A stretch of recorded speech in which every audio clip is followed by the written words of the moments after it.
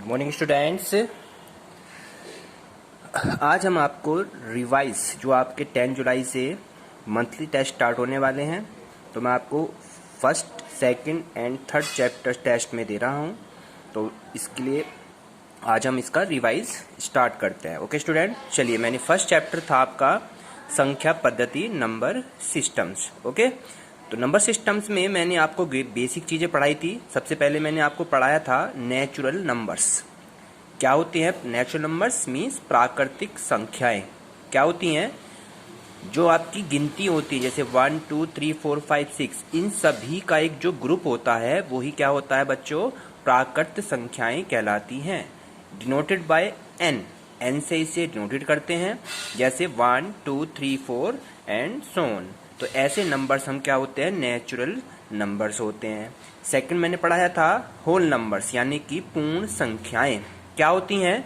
शून्य भी और प्राकृत संख्याओं भी, इन दोनों को मिला के जो एक ग्रुप बनता है, यानी संग्रह, इन सभी को मिलाकर, इन संख्याओं का संग्रह मिलकर पूर्ण संख्याओं का संग्रह बनता है। संग्रह मतलब इकट्ठा करना। ओके स्टूडेंट, तो इसे W से प्रदर्शित करते हैं, डिनोटेड बाय W, और इनमें जीरो भी डिनोटेड हो जाती है, यानी कि जीरो भी मेंशन कर ली जाती है। प्राकृतिक संख्याएं 1 से स्टार्ट होती हैं और होल नंबर्स जो होते हैं पूर्ण संख्याएं, ये 0 से स्टार्ट होते हैं। 0 1 2 3 4 5। ठीक है, इस तरह की आपकी डेफिनेशंस आ सकती हैं एग्जाम में। इस तरह के क्वेश्चंस आपसे पूछे जाएंगे। ओके स्टूडेंट, सेकंड थर्ड आता है इंटीजर्स। इंटीजर्स कहते हैं पूर्णांक। ठीक है, पूर्णांक दो प्रकार के होते हैं, एक पॉजिटिव और एक नेगेटिव, यानी कि धन पूर्णांक और ऋण पूर्णांक, पॉजिटिव और नेगेटिव। पॉजिटिव में जैसे प्लस के, +1 +2 +3 +4, और नेगेटिव में -, -4 -3 -2 -1। ऐसे नंबर्स को हम पूर्णांक इंटीजर्स कहते हैं। धन पूर्णांक, ऋण पूर्णांक व शून्य मिलकर जो संग्रह बनाते हैं उन्हें पूर्णांक का संग्रह, सेट ऑफ इंटीजर्स कहते हैं। इसे डिनोटेड बाय Z से प्रदर्शित करते हैं। Z बराबर -3 -2 -1 0 +1 +2 +3 एंड सो ऑन। नेक्स्ट आपकी आता है रेशनल नंबर, परिमेय संख्याएं। परिमेय संख्याएं क्या होती हैं बच्चों?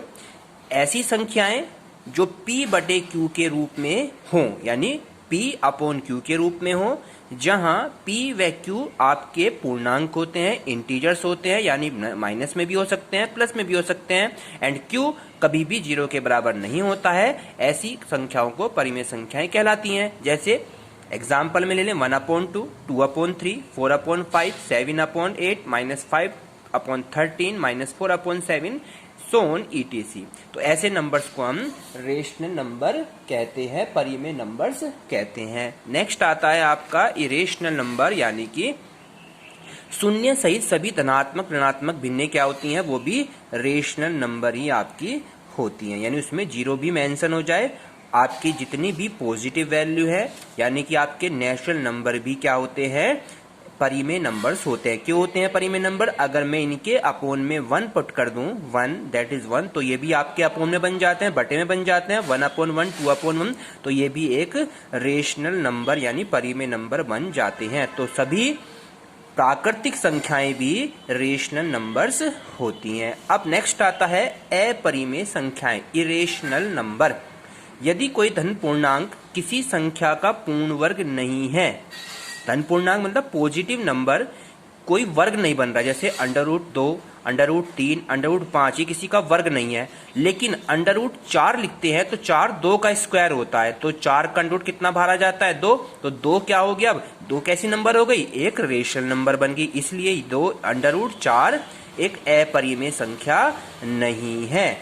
√ से जो बाहर ना निकल सके वे नंबर अपरिमेय नंबर्स होते हैं। ओके स्टूडेंट, अब नेक्स्ट है डेफिनेशन वास्तविक संख्याएं, रियल नंबर। सभी परिमेय नंबर अपरिमेय संख्याओं का सम्मिलित, यानी परिमेय भी और अपरिमेय दोनों को मिलाकर जो ग्रुप बन रहा है वही वास्तविक संख्याओं का ग्रुप कहलाता है। इसे डिनोटेड करते हैं R से। R मतलब रियल। इसमें हो गया 1/2, -5/10, 0 एंड 0.5050 इस तरह समथिंग, ये आपके रियल नंबर्स के डेफिनेशन थी। तो आज हमने कुछ बेसिक चीज पढ़ी। अब मैं आपको इसकी एक्सरसाइज के क्वेश्चन स्टार्ट कराता हूं। तो अपनी बुक्स में ध्यान से देखेंगे, रिवीजन करा रहा हूं मैं आपका। जो भी क्वेश्चन में प्रॉब्लम आती है तीनों चैप्टर्स में आप मुझे बता दीजिएगा। तो एक्सरसाइज है आपकी 1.1, ठीक है, 1.1।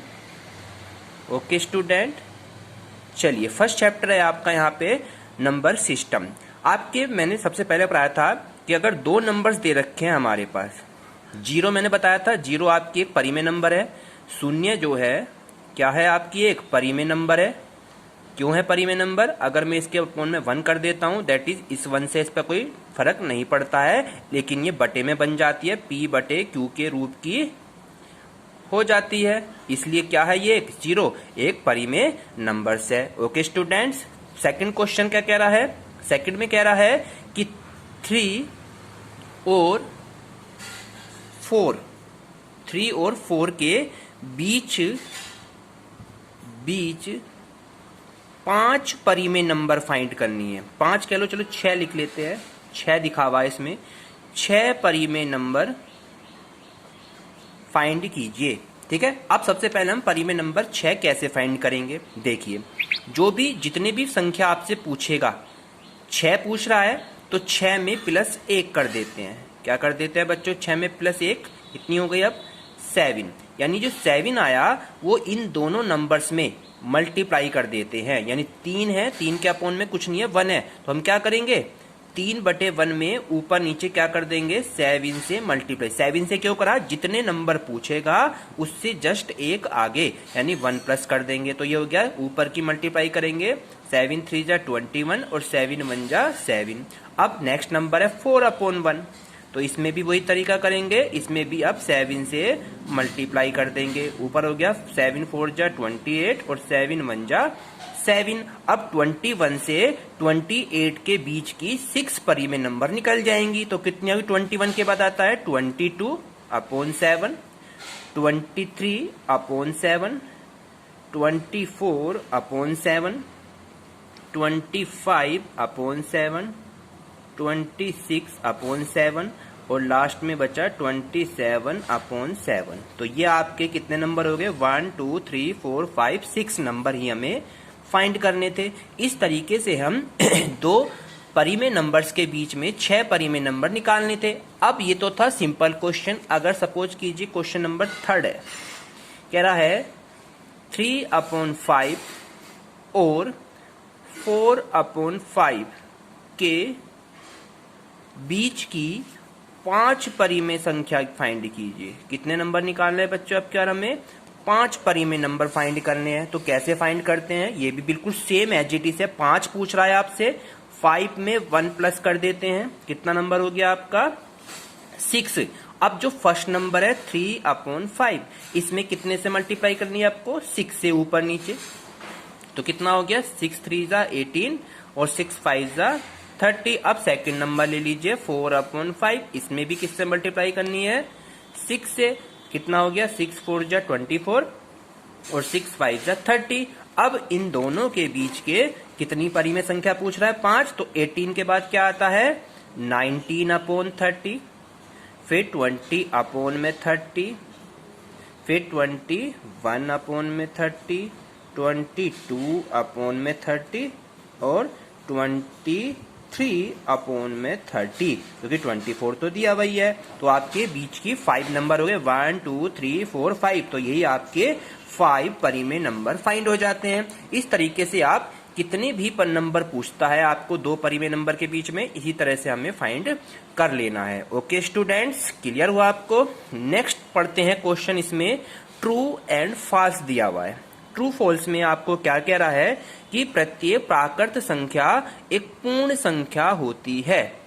प्राकृत संख्याएं जो है 1 2 3 4 सोन, ये जो है एक पूर्ण संख्या भी होती है। बिल्कुल राइट है, क्योंकि पूर्ण संख्याएं में 0 से तो स्टार्ट होती हैं, प्लस उसमें 1 2 3 4 5 भी होती हैं। तो सभी प्राकृतिक संख्याएं पूर्ण संख्या भी होती हैं। तो क्या हो गया बच्चों? ये राइट हो जाता है। ओके, सेकंड स्टेप कह रहा है इसमें अपनी बुक्स में पढ़ेंगे तो आपको समझ में आ जाएगा। सेकंड कह रहा है इसमें प्रत्येक पूर्णांक एक पूर्ण संख्या होती है। पूर्णांक यानी कि जो माइनस में भी होती है, जीरो भी होती है, प्लस भी होती है, तो क्या वो एक पूर्ण संख्या होती है? पूर्ण संख्या का मतलब क्या होता है? जिसका पूरा पूरा स्क्वायर होता है। तो क्या हम -3 हैं तो ये किसी नंबर का स्क्वायर हो सकता है? नहीं हो सकता है, इसलिए क्या है ये कथन असत्य है। नेक्स्ट वाले में कह रहा है, थर्ड वाले में कह रहा है परिमेय संख्याएं की भिन्न एवं दशमलव संख्या होती हैं। थर्ड वाले पॉइंट में आपकी बुक्स में देखेंगे प्रत्येक परिमेय संख्या एक पूर्ण संख्या होती है। प्रत्येक परिमेय नंबर जो होता है एक पूर्ण संख्या होती है। बिल्कुल भी नहीं हो सकती। क्यों नहीं हो सकती है? क्योंकि कोई भी नंबर पूरा पूरा स्क्वायर के रूप में नहीं हो सकता। अगर मैं लिख दूं 1/3 तो 1 का स्क्वायर तो हो सकता है, लेकिन 3 का स्क्वायर के रूप में इसको हम अंडर रूट में से बाहर नहीं निकाल सकते हैं। तो √3 तो √3 रहेगा, इसलिए ये क्या होगा आपका पूर्ण संख्या नहीं होती है। इस तरीके से आपके ये क्वेश्चन हमने आज यहाँ पर कंप्लीटली सीखे हैं। परिमेय नंबर निकालना सीखा है, बेसिक चीजें सीखी हैं। इसे अपनी नोटबुक में कंप्लीटली तैयारी करते रहें और आपका डेली 10 डेट तक आपके एग्जाम है, तब तक मैं आपका रिवीजन कराऊंगा। इस रिवीजन को ही आप अपने नोट करते रहें क्वेश्चन को, इसी के आधार पर आपसे क्वेश्चन का टेस्ट होगा। Thank you.